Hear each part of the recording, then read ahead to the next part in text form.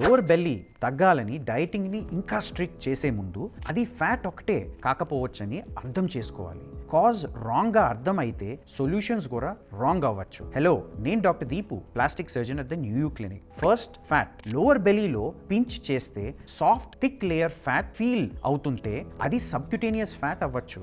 Life style, calorie deficit, strength ట్రైనింగ్తో గ్రాడ్యువల్గా reduce అవ్వచ్చు.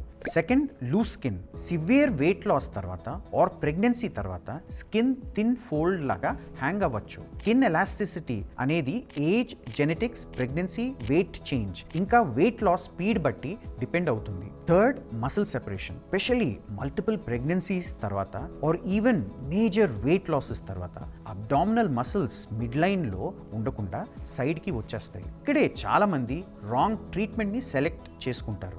సింపుల్ లోవర్ బెల్లీ 3 చెక్ చేసుకోవచ్చు.